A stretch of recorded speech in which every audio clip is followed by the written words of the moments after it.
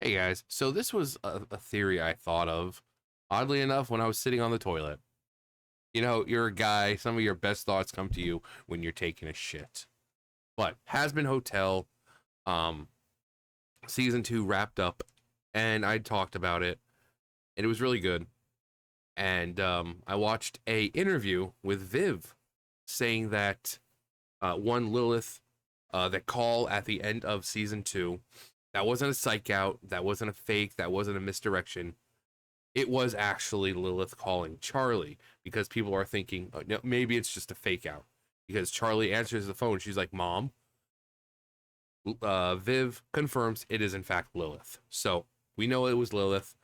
She also said Lilith has a major part to play in season three. She also said someone else has a major part, Alistair. Now that he's, you know, powered up, powered up. How many people are going to get that reference? Now that he's powered up, he's going to be a bit more of a a nuisance. But one of the questions she was asked was, that they heard that, oh yeah, you guys color code like seasons, even the ones that aren't out yet. You said that every season has a color. So for season one, it was red. Now she tries to say that they're just colors, that they don't actually mean anything, which is obviously not true.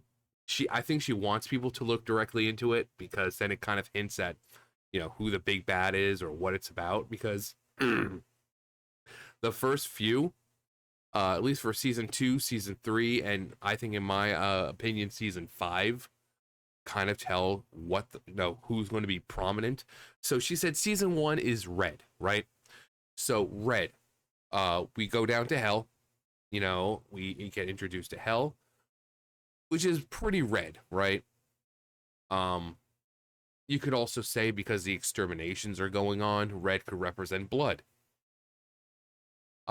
Then she says season two is blue. Now, blue. Season two, who did season two focus on?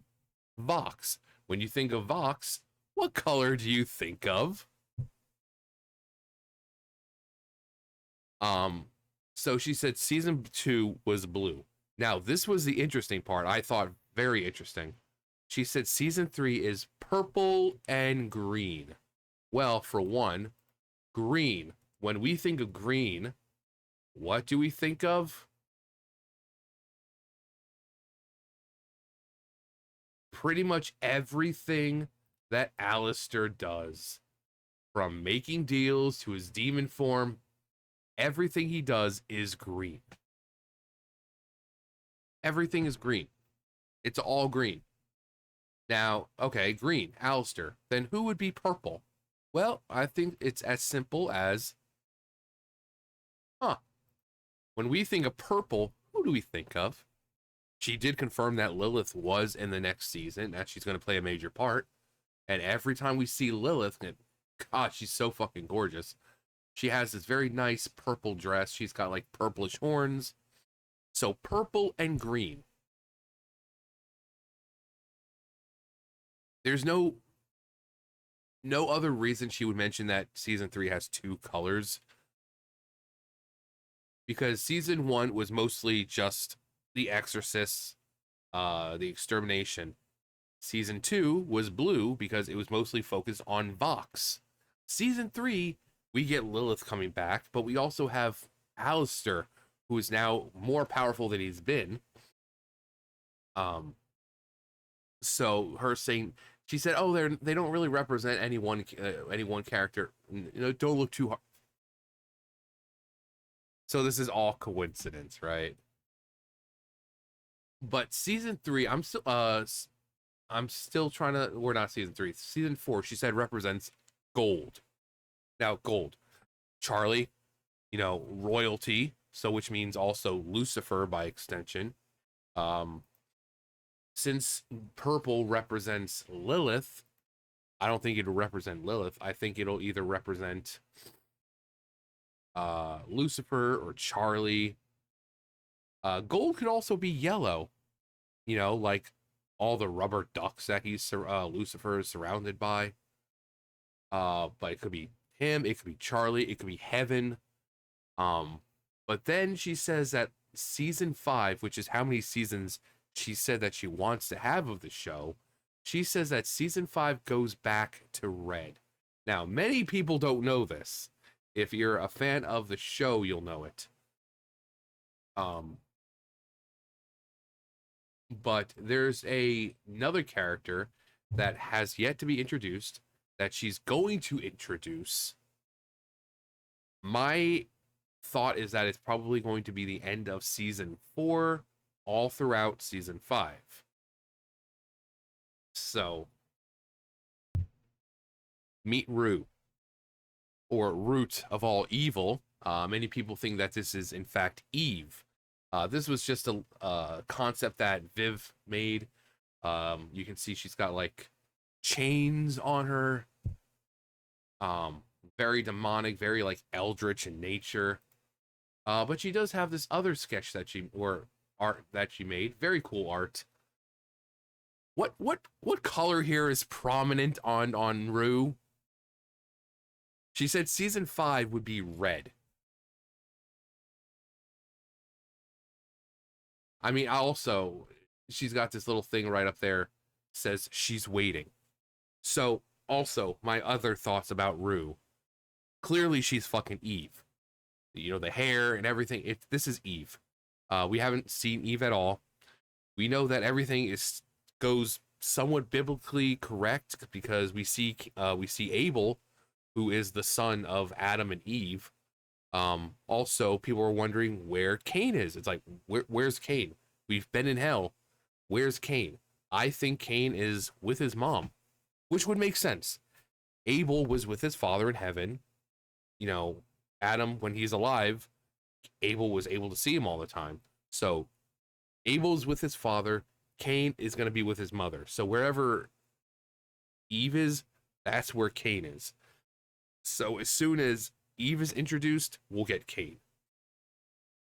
But they're, you know, the woman who represents evil or free will, and the first murderer, yeah, they're in the deepest part of hell, and it kind of makes me wonder, does that part get news, like TV and all that? Do they know? Does she know that her ex-husband is dead? You know, Cain, does he know his father's dead? But there's a reason she said that season 5 represents red, or red represents that season. I mean, look at it. She's even drinking what looks like blood. So season 1 was red because, you know, exorcisms, you know, blood being spilled. We were introduced to hell, which was it's basically red. You know, red sky. Season 2, she said, was blue. Well, season 2 was all about Vox. Blue represents Vox. His tuxedo, everything about him is blue. She says season 3 represents purple and green. Lilith with her iconic purple dress. Alistair with green every time he uses his demonic power or makes a deal. We get that cool thing of green. We get the little sigil type things. And gold, again, I'm still like I said, it could be like, I'm looking at Lucifer, it could be Lucifer. Gold is usually used to represent royalty. Gold could also mean we've met the speaker of God. So she is quite literally gold, not actual gold, but her color is gold. And I don't think they represent or introduce a character that important unless they plan on doing something more with them. So I think gold may represent the speaker of God. Really cool character, very soft, soothing voice, so powerful that even Sarah goes to her for guidance. Sarah being a seraphim, the highest order of angel, and you know, the ones who's in charge of heaven.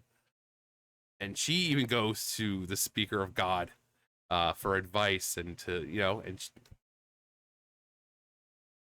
but then, so I think maybe the speaker is gold, or, you know, what she's saying represents that season.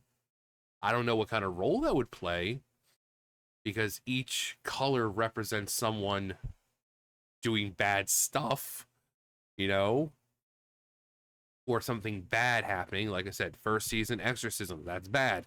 Second season, blue equals Vox. Look what he was doing. Season 3, we have Alistair, who's now going to be a fucking nuisance. Lilith, who may or may not uphold what she said, or uphold what Lilith wanted her to do. Because originally, Luke went to Lilith and was like, you need to go fucking stop your daughter. Like, stop that fucking bitch from doing what she's doing. But now we're this far, I don't know if she would uphold that. So, and season 5 being red, she's going to be introduced at some point, whether it be season 4 or season 5. But season 3 being, or 4 being gold. And again, if it is the speaker, because the speaker is the character that was introduced this season, and she really hasn't played a part. And she's an important character, the speaker of God. She's basically like Metatron, the voice of God. Which is like, well, maybe it's God. I think Viv has confirmed that God is not showing up. So we've seen God in fanfics, and usually he's got like his top hat, he's got like 4 eyes and everything. But I think Viv herself has confirmed that God isn't showing up. So the only person I could think of now that represents gold is the speaker, who is literally all gold in color. But Rue, I've said this before, like ages ago. I want her to be so fucking, because we're seeing the unification of heaven and hell, and I think when she shows up, that will have to pay off. I want this chick to be so fucking powerful. Her being the embodiment of evil. I want her to basically, every time an evil act is committed, she gets more powerful. I want her to be so fucking powerful. And you've got to think about this. You need to pretty much assume she has something out against Lucifer. Because if it wasn't for Lucifer, she wouldn't have been sent to hell in the first place. So you know she's got a vendetta against Lucifer. So if you got somebody against Lucifer, you've got somebody against hell itself, because he is hell itself. So this woman is going to be insanely powerful, like rivaling or being above Lucifer in power. That is how strong she's going to be. And I want her to be so strong that it takes heaven and hell combined to take her down. Now we know that crossovers may actually happen now with Hell of a Boss and Hazbin Hotel. I want her to be so powerful that it takes every ring, every character we've seen in Hazbin Hotel, all the all the overlords, the fucking rulers of hell. You know, like I want to see fucking Mammon and Beelzebub and Belphegor. I want to see all of them. Satan. I want to see all of them combining their powers, joining forces with heaven to take this bitch out. But I also have, you know, a bit of a soft spot for the cheesy moments. As we saw with the, obviously you guys didn't see it, but season 8 of this last season, season 2, episode 8, it's so cheesy, but it tugs at your heart, you know. And you have this great sweeping shot at the end of like all the overlords using their power to kind of take out the machine that Vox has built. And you have this nice sweeping shot going around this thing with seeing all these overlords. It's a great shot. It's cheesy, and the song is cheesy, but it's amazing. So to take out Rue, someone who is the embodiment of evil, someone who I hope it gets stronger every time an evil act is committed, I want Lucifer and Lilith to sacrifice themselves and then imbue their essence into Charlie, because that's what Hazbin Hotel is. It's basically Charlie's story. So them sacrificing themselves for their daughter, I think would be a nice way to not only give Charlie as like a passing on the mantle kind of thing, like, hey, Charlie, you're the ruler of hell now. But also saying that, hey, we no longer need to be here for her. You know, we've made up, we're family, and we're never, now that we're giving our essence to Charlie, we're never going to be separated. Um, but I want to see that happen, them sacrificing themselves to imbue their daughter with enough power, because Charlie is already strong enough as it is. She's the daughter of Lucifer, a fallen seraphim, and Lilith, the first woman. Um, so she's already powerful in her own right. But then you can take the essence of Lucifer himself and the essence of Lilith herself, put those into Charlie. Like, Super Saiyan wise, she's going straight from Super Saiyan to like fucking Super Saiyan, like Ultra Instinct level of power. It just the power boost that she would get from having her parents infuse themselves into her. It would be off the charts. It would be fucking insane. Um, and then I don't think it would even be strong enough. I think she would still need help, because that's where that power of friendship, because that's another thing you'll see in Hazbin Hotel. Friendship. As cheesy as that is, people think it's hell, and it shouldn't be like, no, but it shows that no matter where it is, heaven, hell, earth, the power of friendship always continues to go on and push through the hardest of times. So even when Lucifer and Lilith sacrifice themselves, she'll still be asking for help from her friends, who will be more than happy to lend her whatever power is left that they have, to take out this overarching evil. So that's at least my hope for season 5. But when she said that they're color coded, she said, "Oh, you don't look too hard into it. It doesn't represent anyone. People are going to be trying to figure out, who does gold represent."